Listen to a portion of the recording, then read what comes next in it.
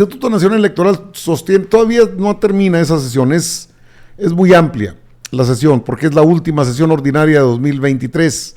El Instituto Nacional Electoral tuvo un choque ahí entre los consejeros, porque los lenchistas, como les llaman, querían que pudieran quitar a la consejera presidenta, a Guadalupe Tadei Zavala, encabezados por Claudia Zavala,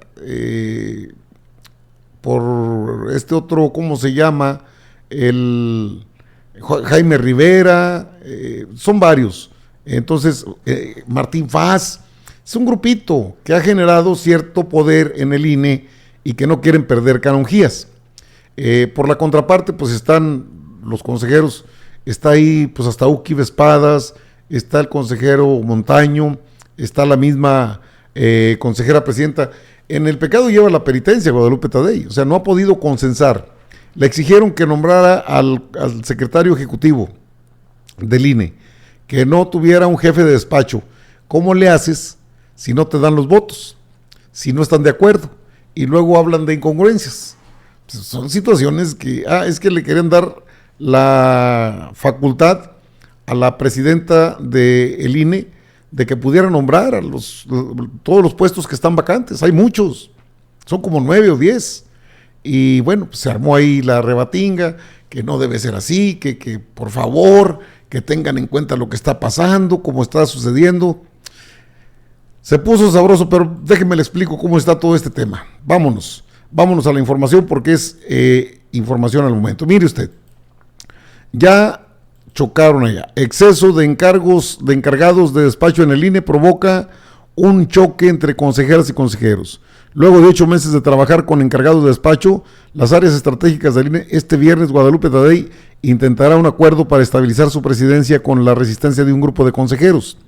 La crisis en el INE, contenida desde hace 8 meses, estallará este viernes en el Consejo General, cuando las consejeras y consejeros electorales discutirán 2 proyectos contradictorios entre sí para tratar de ocupar los más de 10 áreas operativas estratégicas que siguen trabajando con encargados de despacho. Por un lado, la consejera presidenta Guadalupe Tadei presentará a través del consejero Jorge Montaño su incondicional desde que ambos llegaron al INE en abril, un proyecto de acuerdo para que el consejo otorgue a la presidenta facultades para nombrar a un titular de la Secretaría Ejecutiva en caso de ausencia temporal o definitiva, sin necesidad de ponerlo a consideración del propio consejo. Por otro lado, 3 consejeros propondrán un acuerdo que obligue a Tadei a proponer en un plazo máximo de 30 días a una persona que ocupe la Secretaría Ejecutiva y 9 direcciones ejecutivas y unidades técnicas que actualmente están descabezadas y que operan con encargados de despacho. El conflicto, bueno, pues se dio así. El primero que estuvo en contra fue Uki Vespadas, porque dice que eso violenta, desde su punto de vista, es una violación a lo que es el órgano, en este caso el INE, que debe ser de otra manera, que no deben tomarlo en cuenta así. Bueno, esto es lo que dijo Uki Vespadas. Permítame un segundo, ahí está. Bueno, ya más o menos lo acomodé. A ver, ¿qué dijo Uki Vespadas? El orden del día que hoy se nos presenta incluye 2 puntos que, de aprobarse, serían devastadores para el orden constitucional al interior del INE. Son los puntos 30 y 31, incluidos por el consejero Montaño, por un lado, y por los consejeros Zavala, Rivera y Faz, por el otro. La Constitución política de los Estados Unidos mexicanos es, fundamentalmente, un gran pacto, justamente político, entre las distintas fuerzas sociales que dan cuerpo al Estado mexicano. No se trata de un cúmulo de nociones agregadas y urgidas de lecturas más o menos aventuradas de autoridades administrativas o judiciales. Se trata de un tejido finísimo, una auténtica filigrana que regula en lo fundamental el funcionamiento del Estado mexicano. En lo electoral, un órgano autónomo diseñado sin ingenuidades, con un diseño que prevé los inevitables conflictos del quehacer de la política. Su relevo trietápico, la concepción de que ninguna legislatura dominada por cualquier fuerza política debe ser capaz de designar a la totalidad de sus integrantes. Este diseño incluye reglas de consenso y da garantías funcionales para la operación del instituto, teniendo como centro el supremo derecho de las ciudadanas y ciudadanas a darse gobierno y representación. Los dos acuerdos presentados pretenden romper este diseño. Son per se incompatibles y sin embargo se presentan como dos puntos independientes. Son, y esto es lo más grave, la elevación a esta instancia de decisión del conflicto mayor y público que vivimos el día de hoy al interior del Consejo.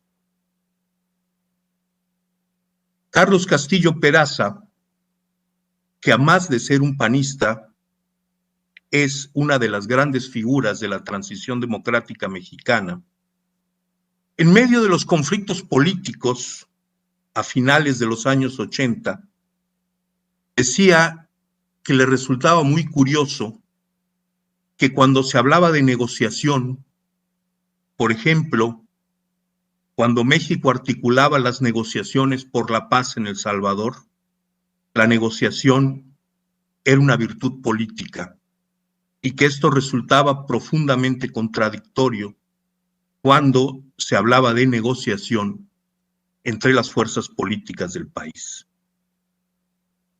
La renuncia a la negociación política es la renuncia al acuerdo al que este Consejo está obligado.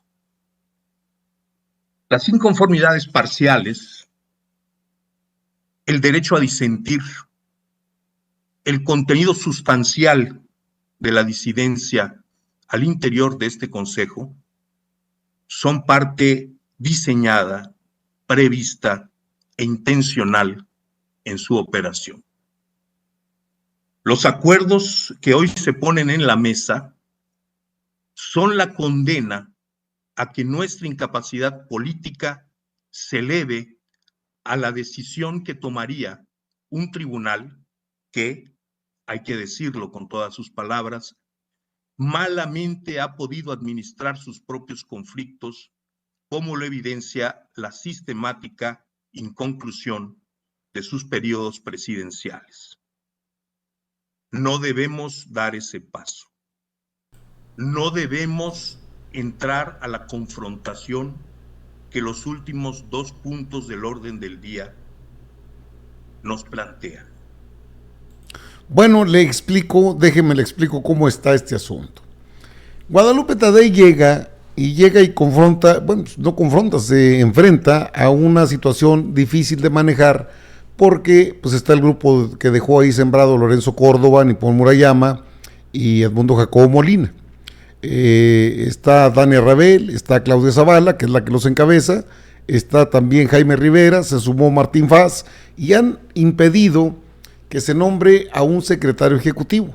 Pero no solo eso, han impedido que se nombren a 9 integrantes de áreas de trabajo que requiere el INE. Y bueno, por supuesto que la consejera presidenta tiene facultades. Ahí va. Las facultades de la presidenta del INE son nombrar encargados de despacho. O sea, no me permites nombrar a un responsable directo, entonces voy a poner a un encargado de despacho. Y luego entra el grupo piranista. Le damos de plazo, ese era el 31, el tema 31 que iban a abordar, que los dos fueron quitados del orden del día al final de cuentas. No entraron a la deliberación, sí estuvieron opinando, Ya sabe usted, Claudia Zavala, no, es que deben nombrarlos porque si no, no hay orden, pero el desorden lo generan ellos, porque quieren nombrar personas afines a ellos. Es un pleito de poder el que genera el INE, porque están acostumbrados a sus privilegios y no se dan cuenta, digo, sí se dan cuenta porque no son retrasados, que no pueden hacer lo que quieren porque tampoco son mayoría. Si bien el grupo de Guadalupe Tadei no es mayoría, el grupo contrario tampoco lo es. Es decir, hay una paridad de fuerzas dentro del INE que está generando sus conflictos. Vamos 8 meses y no se ha podido nombrar a un secretario ejecutivo porque los votos de los prianistas están en contra. Ellos creen que así es legislar, que así es trabajar en el Consejo General hasta que no nombren a los que ellos quieren, y eso no va a pasar. Simplemente no va a pasar. No, bueno, pues así se va a quedar el INE por buen rato. Incluso se pueden realizar todos los trabajos que tiene el Instituto Nacional Electoral sin menoscabo a la democracia. Creo que es hasta mejor. Total, tampoco Tadei ha demostrado tener la suficiente capacidad política para poner orden en el INE, porque está bien, son pares todos son pares, pero para eso se nombra una consejera presidenta en este caso. Como Lorenzo ejerció en su momento un maximato, controló todo, a todos y con todo. Hubo mucho billete, por supuesto. Lorenzo Córdoba Vianello, el de tristes recuerdos en el INE, controló la totalidad del INE, junto con Nippon, Murayama y con Edmundo Jacobo Molina. Se quedaron impuestos a que les dieran lo que pidieran, a que hicieran lo que quisieran y a gastar lo que quisieran. En el fondo es un tema de carácter económico político.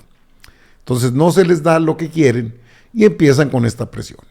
Una de ellas es que se nombrara, que le dieran a la presidenta la capacidad de nombrar a sus propios funcionarios que requiere el INE.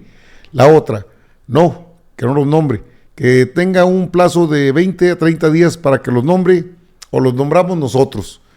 Pues tampoco se puede. No, si está interesante porque hay una pugna de poder, es el poder y más en cuestiones de tipo electoral. Es un poder que se ha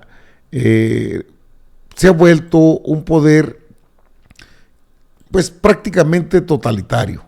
Esa es la palabra, prácticamente totalitario, que está en estos personajes que se sienten los dueños del INE, que no dejan trabajar, que no permiten que avance el propio consejo y que en aras de sus propios, pues sus mismos requerimientos de manejar el INE a su antojo, pues ven que se les van los bonos especiales por puntualidad, bonos porque llegan temprano, bonos porque se sacaron un acuerdo.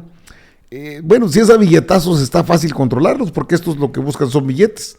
Sin embargo, pues en primera instancia se les fue la oportunidad de sacar a Guadalupe Tadei Zavala. Sí querían hacerlo. Está bastante fuerte la sesión, pero se entiende también porque hay otros tópicos que se están ahí tocando. Uno de ellos, el tema relacionado con la Comisión de Fiscalización, que quiere aplicar sanciones a diestra y siniestra, pero nada más para Morena.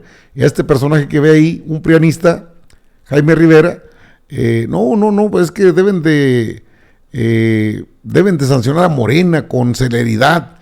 Y cuando se trata de Xóchitl Gálvez, nada de nada. No la pueden tocar ni con el pétalo de una rosa.